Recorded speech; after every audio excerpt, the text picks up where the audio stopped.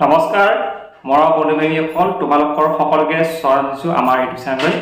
নিশ্চয় তোমালোকে গম পাইছা নিযুত মইনা আঁচনি ইতিমধ্যে 12 জুনৰ পৰা চৰকাৰে এখন বাজেট লৈছে আৰু তোমালোকে কোনে কোনে পাবা কিমান টকা পাবা সেই বিষয়ে আলোচনা কৰিম আৰু লগতে কেনেকৈ এপ্লাই কৰিব লাগে সেই বিষয়ে আলোচনা কৰিম। কথা হ'ল প্ৰথমতে নিযুত মইনা আঁচনিখন অনাৰ বাবে বহুত বহুত ধন্যবাদ দিছোঁ অসম চৰকাৰলৈ, যিহেতু আজিকালি পঢ়িবৰ কাৰণে অলপ আৰ্থিক পইচা অলপ প্ৰয়োজন হয়, কিতাপৰ হওক বা যিকোনো কিতাপ পঢ়ি চৰকাৰৰ পৰা দিয়ে, তথাপিও আমি কি তাৰ ওপৰঞ্চি পঢ়িবৰ কাৰণে পইচাৰ অলপ দৰকাৰ হয়। চ' সেইটো কাৰণে বহুত হেল্প কৰিছে চৰকাৰে। এটা কথা আহিল প্ৰথমতে ছোৱালীৰ বাবে হেল্প কৰিছে। আচলতে ছোৱালীৰ বাবে হেল্প কৰিব লাগে, কাৰণ বহুতো মাক বাপেকে নিজৰ ল'ৰাটোক পঢ়াব পাৰিলে নিজৰ ছোৱালী থাকি যায়।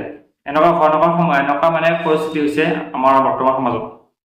সেইকাৰণে যিহেতু ল'ৰাজন ধুনীয়াকৈ মাকক পঢ়ায়, ঠিক তেনেদৰে যাতে ছোৱালীজনীকো পঢ়ায় সেইবাবে চৰকাৰে কিছু অলপ সহায় সহযোগ কৰিছে আৰু সেইবাবে বহুত ধন্যবাদ জনাইছোঁ। এতিয়া কথা হ'ল যে এই নিযুত মইনা আঁচনি যোনসকল ক্লাছ 10 পাছ কৰিছে, যোনসকল হায়াৰ ছেকেণ্ডেৰী পাছ কৰিছে আৰু যোনসকলে ইতিমধ্যে ডিগ্ৰী পাছ কৰিছে, তোমালোকৰ কাৰণে ভাল খবৰ। হায়াৰ ছেকেণ্ডেৰী পাছ কৰাসকলৰ কাৰণে ভাল খবৰ, মেট্ৰিক পাছ কৰা সকলৰ বাবে ভাল খবৰ আৰু গ্ৰেজুৱেশ্যন পাছ কৰাৰ বাবে ভাল খবৰ। প্ৰথমতে আহিলে যোনসকল 2024 চনত মেট্ৰিক পাছ কৰিলে, তোমালোকে ক্লাছ যেতিয়া ফাৰ্ষ্ট ইয়াৰত পঢ়িবা তেতিয়া প্ৰতি মাহে মাহে তোমালোকে 1000 টকা পাবা। প্ৰতি মাহে 1000 পাবা ফাৰ্ষ্ট ইয়াৰ ছেকেণ্ড ইয়াৰ, ঠিক আছে।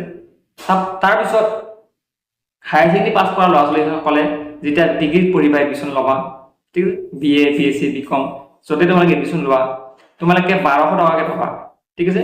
1250 টকা এনেকৈ পাবা। আৰু যোনসকল ছাত্ৰ ছাত্ৰীয়ে এইবাৰ মানে গ্ৰেজুৱেশ্যন পাছ কৰিছে, এতিয়া কি কৰিব তেখেতলোকে পষ্ট গ্ৰেজুৱেশ্যন কৰিব। পষ্ট গ্ৰেজুৱেশ্যনৰ কাৰণে কি পাৰিব তেখেতলোকে 2500 টকাকৈ পাৰ মান্থ পাব। প্ৰতি মাহে 2500 টকাকৈ চৰকাৰে দিব, সেইটো ভাল খবৰ। আৰু কেতিয়াৰ পৰা এপ্লাই হ'ব? এপ্লাইটো ইতিমধ্যে চাগে হোৱা নাই, হ'লে তোমালোকক জনাই দিম।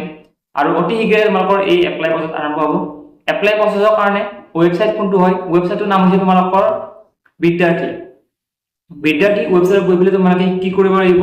এতিয়ালৈকে যোনটো লিংক সেই লিংকটো খুলি দিয়া নাই, কিন্তু বিদ্যাৰ্থী অফিচিয়েল ৱেবছাইট যোনটো আছে বিদ্যাৰ্থী, তাতে তোমালোকে ৰেজিষ্ট্ৰেশ্যন কৰিব লাগিব। আৰু ৰেজিষ্ট্ৰেশ্যন কৰাৰ সময়ত চাগে তোমালোকৰ মেট্ৰিকৰ নম্বৰ, মেট্ৰিকৰ ৰুল নং সেইবোৰ দৰকাৰ হ'ব, ৰেজিষ্ট্ৰেশ্যন নম্বৰ দৰকাৰ হ'ব। ঠিক তেনেদৰে হায়াৰ ছেকেণ্ডেৰীৰ যিটো ৰুল আছিল, নং আছিল, ৰেজিষ্ট্ৰেশ্যন নম্বৰ সেই ঠিক সেনেকুৱা। আৰু ঠিক তেনেদৰে তোমালোকৰ গ্ৰেজুৱেশ্যন পাছ কৰাসকলৰ নং, ৰেজিষ্ট্ৰেশ্যন নম্বৰ, সেইখিনি বস্তু বহুত দৰকাৰ হ'ব। সেইকাৰণে এইখিনি লাগিব। তোমালোকৰ বেংক পাছবুক যদি নাই, বেংক পাছবুক লাগিব, আধাৰ কাৰ্ড লাগিব, ঠিক আছে। আধাৰ কাৰ্ডৰ লগত থকা যোনটো নাম্বাৰ লিংক হৈছে সেই নম্বৰটো লাগিব। এইখিনি সমস্ত বস্তু লাগিব। এইখিনি থাকিলে তোমালোকে নিশ্চয় এই যিটো চৰকাৰৰ যিটো সাহায্য, সেই সাহায্যটো নিশ্চয় তোমালোকে পাব পাৰিবা। সেইকাৰণে ইয়াৰ উপৰিও ল'ৰাসকলৰ বাবে চৰকাৰে অলপ চাব লাগে, কাৰণ আজিৰ সমাজত ল'ৰা আৰু ছোৱালী একোৱে লৈ গৈছে। ত' সেইটো কাৰণে ৰিকুৱেষ্ট থাকিলে চৰকাৰলৈ যাতে ল'ৰাসকলৰ বাবেও কিবা এটা আনে। Thank you so much।